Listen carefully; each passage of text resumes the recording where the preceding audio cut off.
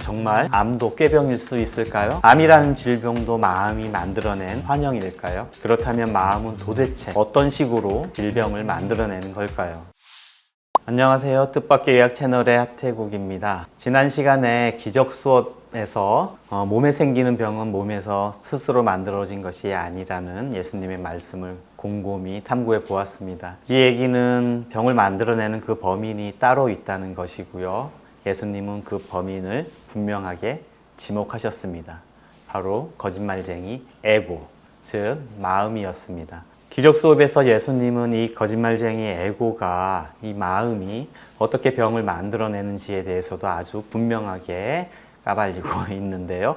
이 얘기를 듣는 분들 중에는 마음의 상처를 입는 분들이 아마도 상당히 나올 것 같습니다. 그도 그럴 것이, 상처를 입는 그 마음이란 것이 바로 범인이기 때문이죠. 이번 영상의 제목에 병은 마음이 지어낸 꾀병이다 라고 다소 선정적인 표현을 갖다 썼는데요. 꾀병 말이죠. 예수님이 직접 꾀병이라고 언급한 것은 아니고요. 환영, 일루전이라는 표현을 쓰셨는데요. 꾀병은 정식 의학 용어는 아닙니다만 어린아이들에게서 흔히 볼 수 있죠. 학교 가기 싫다고 배 아프다, 머리 아프다, 허리 아프다 이런 꾀병을 부렸거나 부리고 싶었던 경험들이 많이 있었을 겁니다. 그런데 어떨 때는 그게 꾀병인지 진짜인지 분간하기 어려운 경우도 아주 많습니다.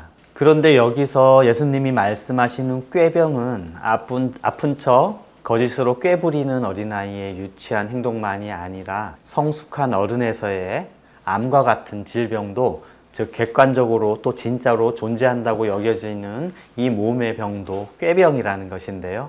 정말 암도 꾀병일 수 있을까요? 암이라는 질병도 마음이 만들어낸 환영일까요? 그렇다면 마음은 도대체 어떤 식으로 질병을 만들어내는 걸까요? 이 에고는 아주 기가 막힌 창조력이 있는데요. 즉 질병도 창조해내고 삶의 경험도, 그리고 삶이 펼쳐지는 무대, 물질 세상도 다 창조해내는 능력이 있습니다. 그것을 투사, 프로젝션이라고 합니다. 투사는 정신과학적 용어이기도 한데요. 그 시초는 프로이트 심리학으로서 자아, 즉 에고의 방어기제 중 하나입니다. 방어기제라는 것은 마음이 위협받거나 상처받을 상황에 맞닥뜨려졌을 때 자아를 보호하고 불안을 잠재우기 위해서 무의식적으로 사용하는 마음의 어떤 행동 양식을 말합니다. 쉽게 얘기하면 마음이 변명거리를 찾거나 남 탓하기를 통해서 자신의 책임을 회피하려는 것입니다.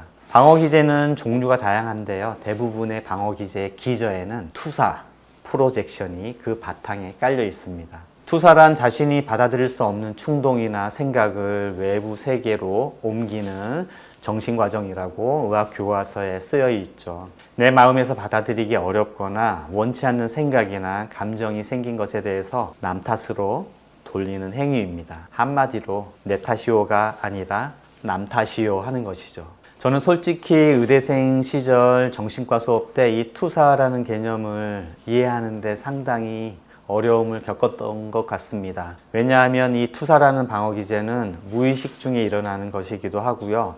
또 솔직하게 나 자신의 잘못이나 책임을 인정할 수 있어야 이 잘못된 투사가 멈춰지기 때문입니다. 내 탓이요라고 인정하는 것은 대단한 용기가 있어야 하거든요. 여하튼 내 마음과 생각과 말을 가만히 살펴보면 이 투사를 무진장 사용하고 있음을 알 수 있습니다. 집이 못 살아서 공부를 못했어. 사실은 자기가 게을러서 공부를 안 했으면서도요. 요즘 경기가 안 좋아서 가게 문을 닫아야 할 지경이에요. 경기가 안 좋다는 핑계는 30년도 더 전 IMF 시절부터 계속 나왔었죠. 미세먼지 때문에 폐병이 생긴 것 같아요. 많은 사람들이 미세먼지에다가 투사를 합니다. 중국에서도 황사가 날아오고 있고요.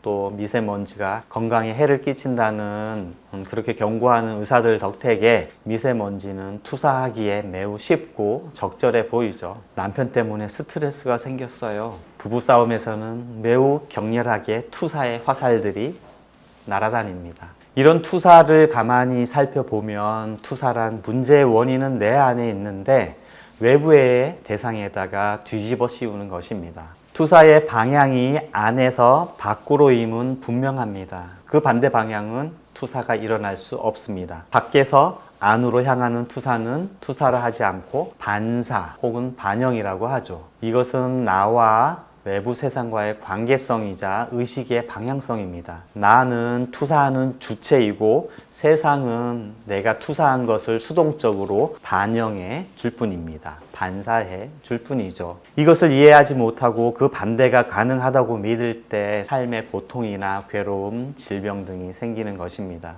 정말 그럴까요? 내 몸의 병이 내 마음에서 비롯한 투사의 결과물일까요? 이 몸이라는 것도 내 마음에 대해서는 세상과 마찬가지로 외부의 객체이기 때문에 주변 세상이 그러하듯 이 몸은 반사만 할 줄 알겠지요.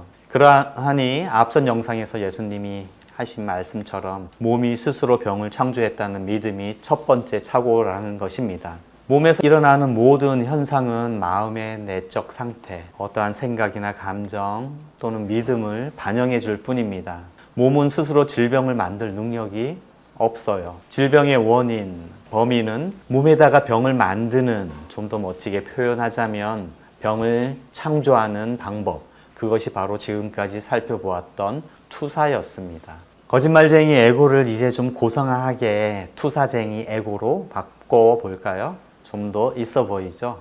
왜냐하면 에고의 투사는 눈에 빤한 거짓말보다 훨씬 교묘하고 은밀하게 또 광범위하게 이루어지기 때문입니다. 그래서 정신 바짝 차리지 않으면 속아 넘어가기 십상이죠. 다음 시간에는 에고의 투사의 정체를 더욱 낱낱이 파헤쳐 보려고 합니다. 역시 기적 수업에서 예수님의 강의록을 참조해 보겠습니다. 다음 시간에 뵙겠습니다. 감사합니다.